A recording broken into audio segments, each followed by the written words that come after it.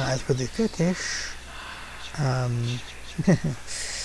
yeah, it's not going to be anything easy. The problem lies in the fact that the room has no doors, only one big window here, so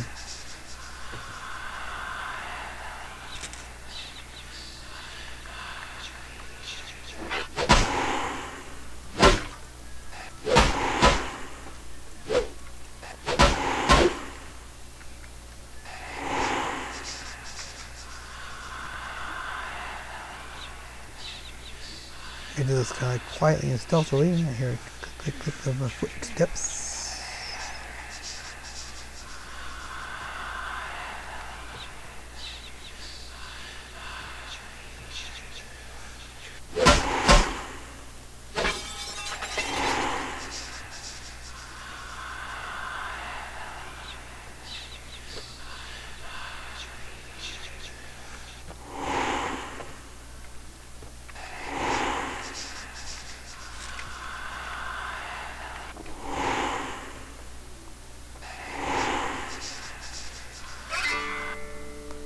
Okay, get the fetish right there.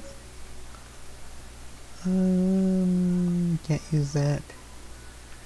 Can't read that. Clear my inventory a little bit here, and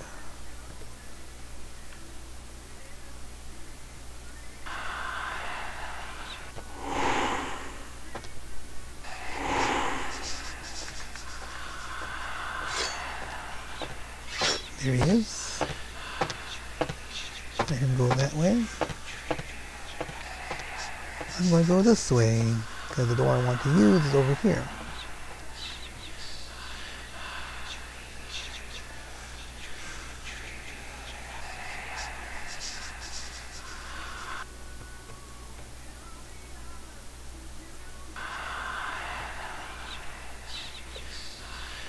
Two, 3, 5, 8 is the code that was given. 2, 3, 5, 8.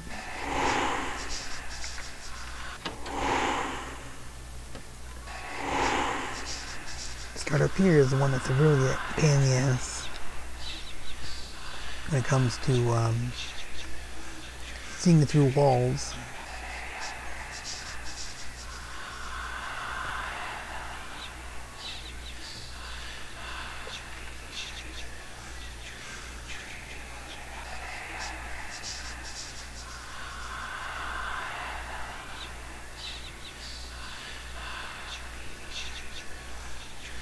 The guard in there, and the second you touch the door, he'll see you through a wall.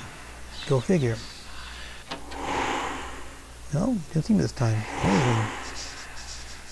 Wow. Okay, I'm really surprised myself this time.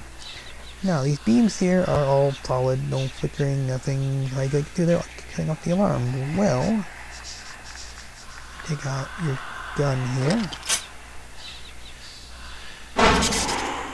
Shoot it, and lo and behold,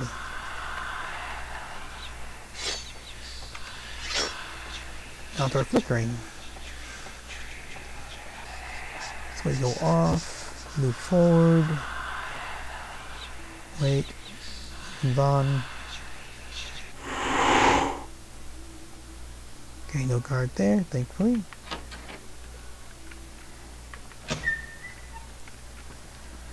Now, before I go through this door here, I'm going to quick save.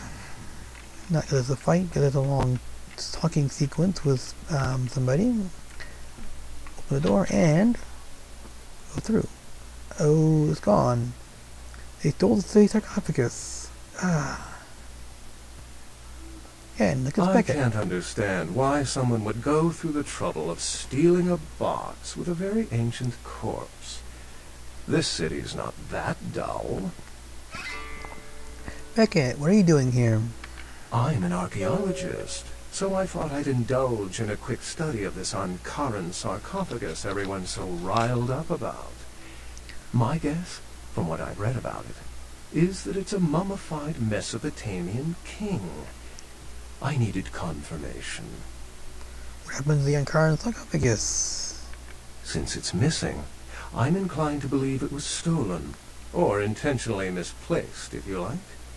Clearly, though, it's not here. You get to examine it at all? Oh, I really wish I had. All this speculation about the sarcophagus containing an antediluvian and being a portent of Gehenna is making me cringe.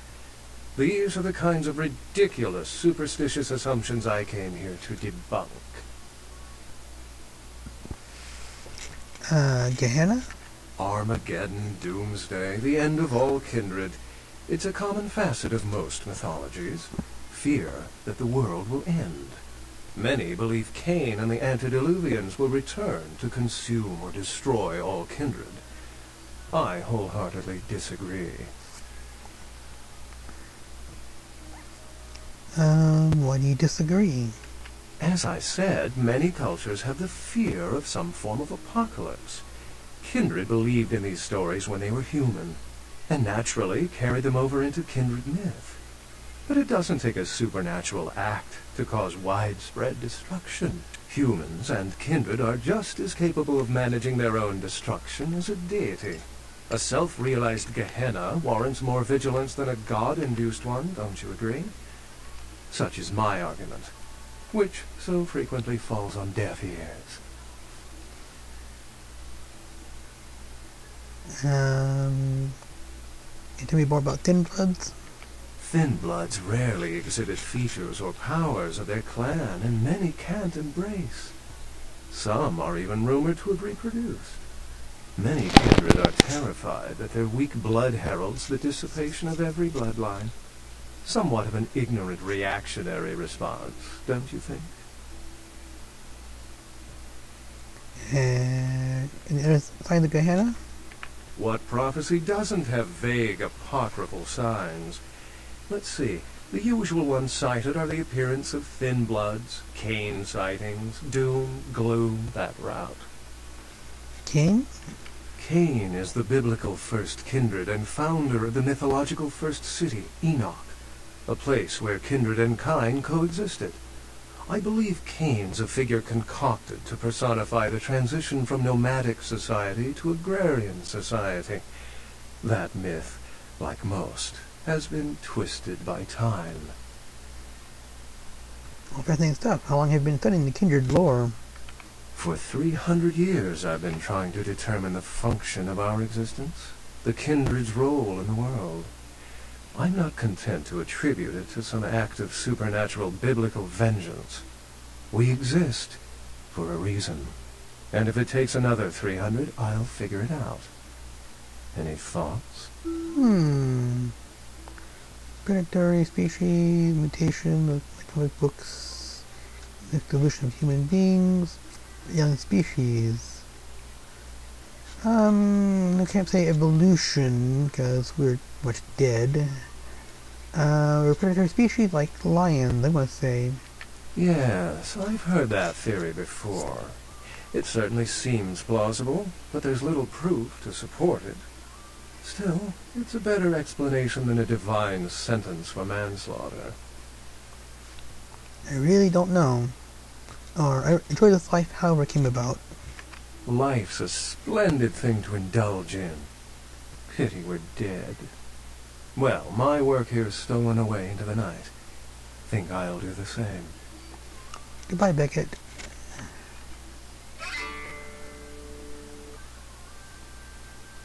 I think I didn't kill anybody or was even discovered, thankfully, this time. And now I've talked with, got another major quest done. We should talk to Heather again, as well as the prince. Since I'm already here, I will talk to Heather first, and go talk to the prince. The Croy.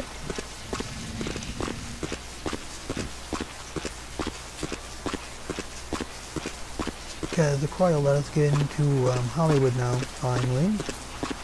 So going there, do some shopping, and then probably ending the recording for the night. Take some editing of this. I won't complain too much.